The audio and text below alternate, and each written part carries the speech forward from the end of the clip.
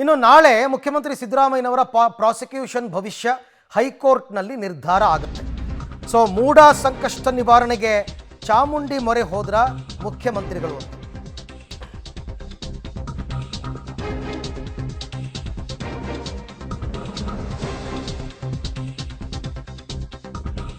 So ನಾಳೆ ಮುಖ್ಯಮಂತ್ರಿಗಳ ವಿಚಾರಕ್ಕೆ ಸಂಬಂಧಪಟ್ಟಂತೆ ಹೈಕೋರ್ಟ್ನಲ್ಲಿ ಬಹುತೇಕ ತೀರ್ಪು ಬರಬಹುದು ಮೂಡ ಹಗರಣಕ್ಕೆ ಸಂಬಂಧಪಟ್ಟಂತೆ. ಆದರೆ ಸಂಕಷ್ಟ ನಿವಾರಣೆಗೆ ಚಾಮುಂಡಿ ಮೊರೆ ಹೋದ್ರ ಸಿಎಂ ಅಂತ. ಯಾಕೆಂದರೆ ನಾಳೆ 11:25ಕ್ಕೆ ಚಾಮುಂಡಿ ಬೆಟ್ಟಕ್ಕೆ ಸಿದ್ದರಾಮಯ್ಯನವರು ಭೇಟಿ ಕೊಡ್ತಾ ಇದ್ದಾರೆ. ಚಾಮುಂಡಿ ತಾಯಿಗೆ ವಿಶೇಷ ಪೂಜೆ ಸಲ್ಲಿಸ್ತಾರೆ. ನಾಳೆ ಹೈಕೋರ್ಟ್ನಲ್ಲಿ ಮೂಡ ಅಂತಿಮ ಹಂತದ ವಿಚಾರಣೆ ಕೂಡ ಇದೆ. ಅದೇ ಸಂದರ್ಭದಲ್ಲಿ ಚಾಮುಂಡೇಶ್ವರಿ ತಾಯಿಯ ದರ್ಶನಕ್ಕೆ ಮುಂದಾಗಿದ್ದಾರೆ ಮುಖ್ಯಮಂತ್ರಿಗಳು.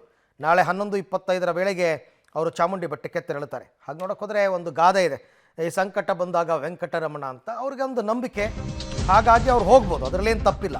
ಅದರಲ್ಲೂ ಚಾಮುಂಡಿ ತಾಯಿಯ ಪರಮ ಭಕ್ತಿಯಾಗಿದ್ದಾರೆ ಸಿದ್ದರಾಮಯ್ಯನವರ ಪತ್ನಿ ಪಾರ್ವತಿ ಅವರು. ಸಾಮಾನ್ಯವಾಗಿ ದೇವಾಲಯಗಳಿಗೆ ಹೆಚ್ಚಾಗಿ ಭೇಟಿ ಕೊಡಲ್ಲ ಸಿಎಂ, ಆದರೆ ಮೂಡಾ ಕೇಸ್ ಬಳಿಕ ಚಾಮುಂಡೇಶ್ವರಿ ದೇವಸ್ಥಾನಕ್ಕೆ ಇದು 2ನೇ ಬಾರಿಗೆ ಭೇಟಿ ಕೊಡ್ತಾ ಇದ್ದಾರೆ. 22 ದಿನಗಳ ಅಂತರದಲ್ಲಿ 2ನೇ ಬಾರಿಗೆ ಚಾಮುಂಡಿ ಬೆಟ್ಟಕ್ಕೆ ಮುಖ್ಯಮಂತ್ರಿಗಳು ಭೇಟಿ ಕೊಡ್ತಾ ಇದ್ದಾರೆ ನಾಳೆ.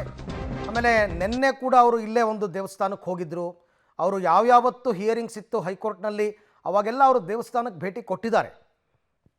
ಪ್ರಮುಖವಾಗಿ ರಾಜ್ಯಪಾಲರು ಮುಖ್ಯಮಂತ್ರಿಗಳ ವಿಚಾರದಲ್ಲಿ ಕೊಟ್ಟಿರ್ತಕ್ಕಂಥ ಪ್ರಾಸಿಕ್ಯೂಷನ್ ಸ್ಯಾಂಕ್ಷನ್ ರದ್ದಾಗಬೇಕು ಅಂತ ಅವ್ರು ಹೈಕೋರ್ಟ್ಗೆ ಹೋಗಿರ್ತಕ್ಕಂಥದ್ದು.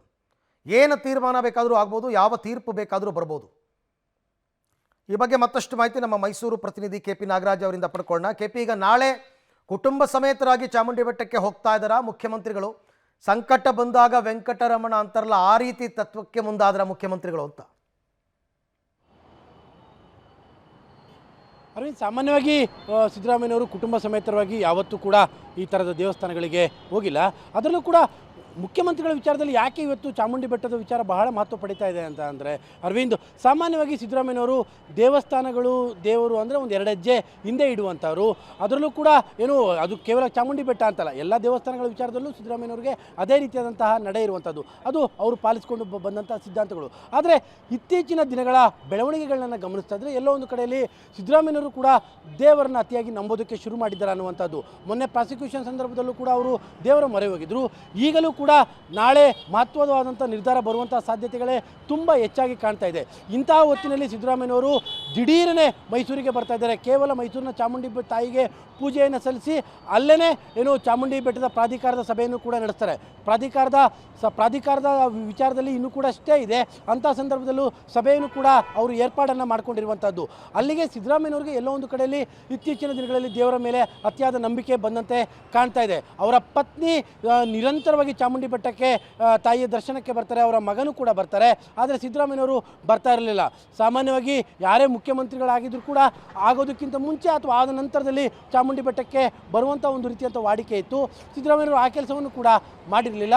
ಆದರೆ ಈಗ 22 ದಿನಗಳ ಅಂತರದಲ್ಲೇ ಮತ್ತೆ ತಾಯಿಯ ದರ್ಶನಕ್ಕೆ ಅಧಿಕೃತವಾದಂಥ TPA ಮೂಲಕವಾಗಿ ಬರ್ತಾ ಇರುವಂಥದ್ದನ್ನು ಗಮನಿಸ್ತಾ ಇದ್ದರೆ ಎಲ್ಲ ಒಂದು ಕಡೆಯಲ್ಲಿ ನಂಬಿಕೆ ಈಗ ಹೆಚ್ಚಾಗ್ತಾ ಇದೆ. ನೀವು ಹೇಳ್ದಂಗೆ ಸಂಕಟ ಬಂದಾಗ ವೆಂಕಟರಮಣ, ಸಂಕಟ ಬಂದಾಗ ಈಗ ತಾಯಿ ಚಾಮುಂಡಿ ನೆನಪಾಗಿರುವಂಥ ಸಾಧ್ಯತೆಗಳೇ ಕಾಣ್ತಾ ಇದೆ. Arvind, right, thank you KP, ತಮ್ಮ ಎಲ್ಲ ಮಾಹಿತಿಗಾಗಿ ಧನ್ಯವಾದ. ಅದು ಅವರವರ ನಂಬಿಕೆ. ಈ ಹಿಂದೆ ಎಲ್ಲ ಅವರು ಹೆಚ್ಚಾಗಿ ದೇವಸ್ಥಾನಗಳಿಗೆ ಹೋಗ್ತಿರಲಿಲ್ಲ, ಇತ್ತೀಚೆಗೆ ಪದೇ ಪದೇ ಭೇಟಿ ಕೊಡ್ತಾ ಇದ್ದಾರೆ. ನಾನು ಹೇಳಿದ್ನಲ್ಲ, ನಿನ್ನೆ ಹೈಕೋರ್ಟ್ ಹಿಯರಿಂಗ್ ಇತ್ತು, ನಿನ್ನೆ ಬೆಳಗ್ಗೆ ಕೂಡ ಅವರೊಂದು ದೇವಸ್ಥಾನಕ್ಕೆ ಹೋಗಿದ್ದರು, ಶುರುವಾದ ದಿನವೂ ಕೂಡ ಹೋಗಿದ್ದರು. ಹಾಗಾಗಿ ಅವ್ರ ನಂಬಿಕೆ, ನಾವು ಅದನ್ನು ಪ್ರಶ್ನೆನೂ ಮಾಡೋಕ್ಕಾಗಲ್ಲ.